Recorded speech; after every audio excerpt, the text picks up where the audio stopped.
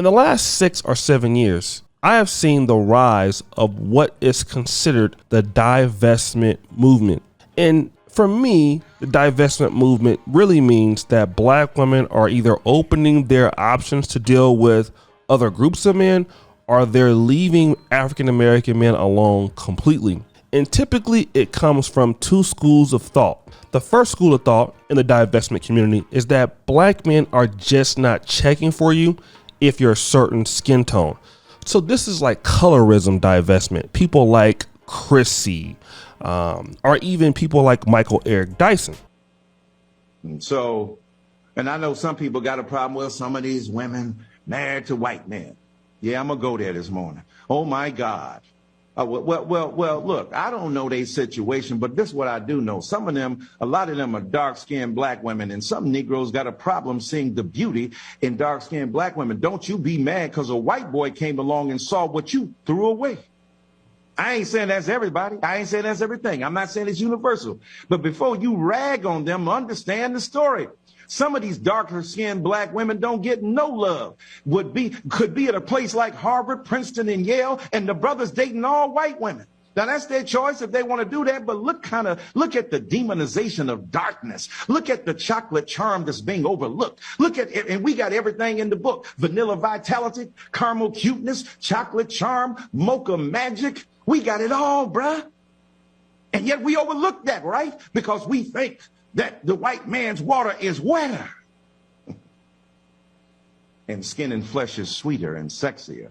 So don't be mad at black women who refusing to be by themselves if they wanted to be a partner, accepted the love and devotion of a white man who saw their value beyond their skin in a way that certain black men could, or saw the beauty and value in their skin, not transcending their darkness, inhabiting it in delicious fashion. But that's another story. So the thing is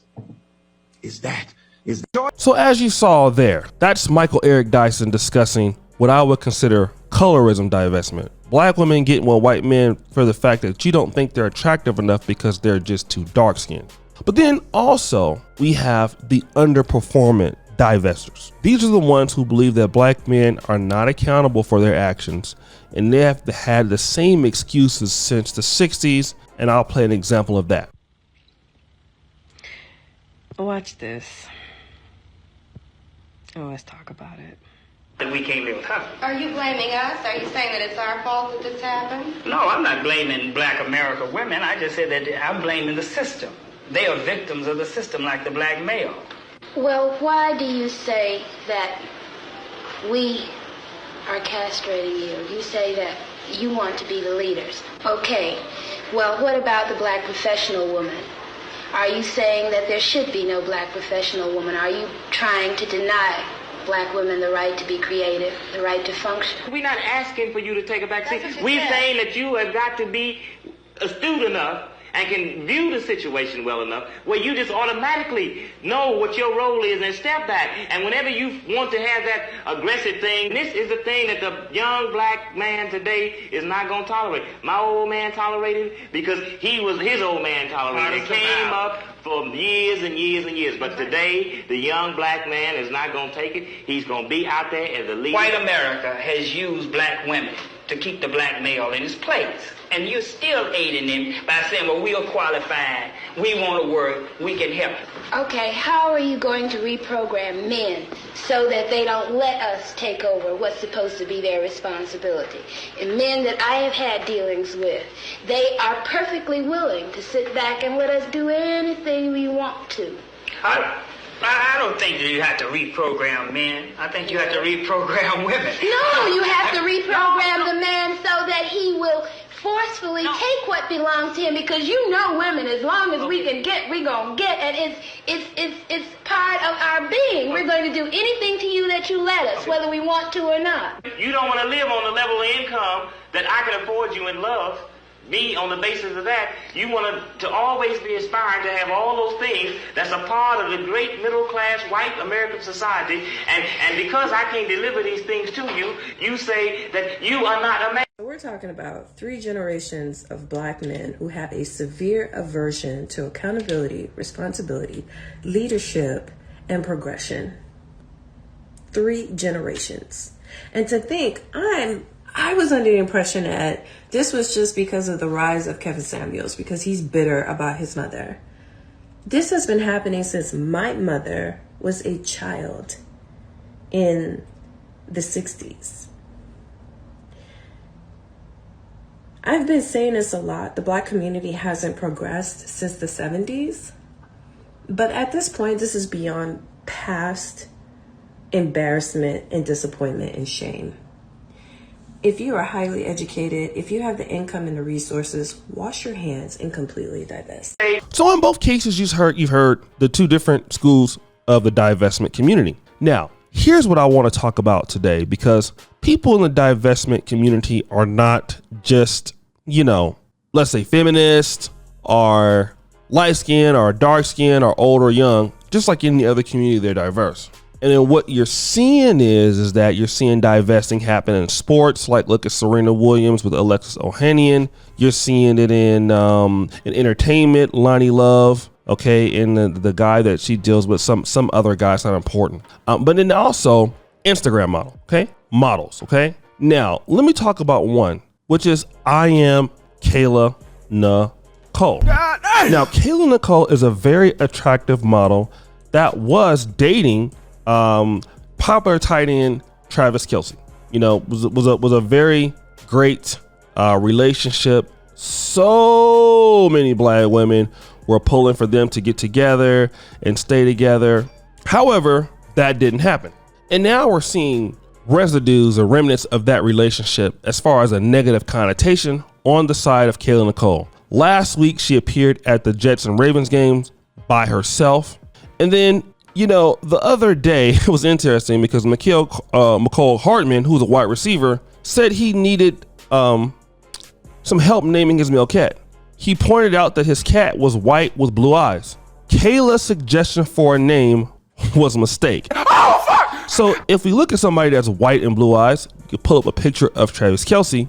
He's definitely that, white with blue eyes. Now, what does this really mean? It means that Kayla attempted to do what you consider a divesting strategy, and many women were on her side rooting for her. But for whatever reason, she feels that it was a mistake. Now, here's the perfect scenario for her. She's a white man, tall, rich, been with him for 5 years. Now, obviously, they're tired of dealing with Black men. Black man is not going to do anything for you. The Black man is he's not going to be faithful. The Black man's going to cheat and all this other stuff, right? But now it's a mistake. That's the situation here. It's a mistake. So let's go back to the drawing board. Rewind, Nima. Let's go back to the drawing board here. So here we have a situation where Black men are not even in the equation. So we can't blame Black men for this outcome. Can we? I don't think so. You have Kayla Nicole, I'm not saying she doesn't date Black athletes, but in this situation, she was dating a white athlete. White athlete, rich, not Black. Why didn't it work out? She calls the man a mistake. The reason why it's a mistake is because he didn't accept her for what it was and didn't want a long-term relationship with her. Why didn't he want a long-term relationship with her? It's simple. If somebody has, in any kind of retail setting, you're trying to sell somebody any item, they don't want to buy it. Well, there's two things. Number one, it's overpriced. They don't want to buy it at that price. Or number two, they don't need it at all because it's not worth the value. Now we're back to value.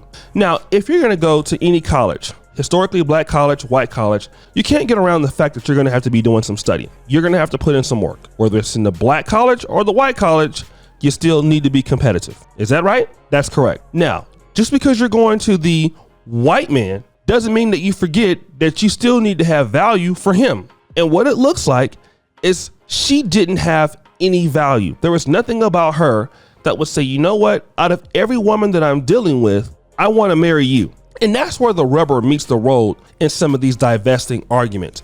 Clearly the same problem that she is having in their situation is probably very close to what a lot of sisters are having in the Black community, which is, why am I not selling the value in myself as a wife or as a girlfriend that somebody would want to take a step another step closer to marriage. And we can see that because of her commentary towards Cam Newton. Cam Newton said that a lot of chicks just want to be bad chicks, right? Just kind of like Instagram chicks. They don't want to cook. They don't want to clean. Okay. And, you know, he said, hey, men want more women to cook and fewer IG models. Kayla blasted Cam Newton. So that at the same time, all you're offering the guy, if you don't want to do the domestic things that you are so clearly against, why would he want to marry you? Maybe he wants a woman that looks more like a wife. Maybe you were just in the meantime, in between time. But the reason that we don't want to talk about is you taught him how to treat you.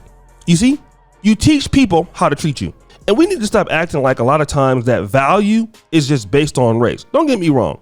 You can go in the white community or another community and maybe be more valuable to certain people. But usually if you're valuable everywhere. If you're a good mate, you're valuable everywhere. Typically, if you're really good. And the problem that we have with some of the ladies in the divestment community is that they're not trying to really work on the things that men in general want. White men and black men want somebody who is going to be submissive, who is going to be a person who won't destroy the relationship, who is going to be a woman who is going to add value. That's white and black men in general, Asian men. Every man wants a woman like that. So if you see a black man with a white man and he's married to her, here's the reason why he's married to her, because she has value. If you see a black man married to a white woman, here's why he's married to her, because he has value. If you see a black man married to a black woman, it's because the woman had value. So what do you do every day for that person to value you so much so that they say, I don't want to even deal with anybody else?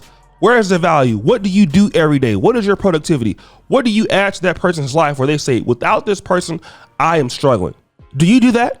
If you don't do that, then why? Why is the blaming of black men? And Instagram models are finding that out also. So now you're not even dating black athletes anymore. You're dating the white ones.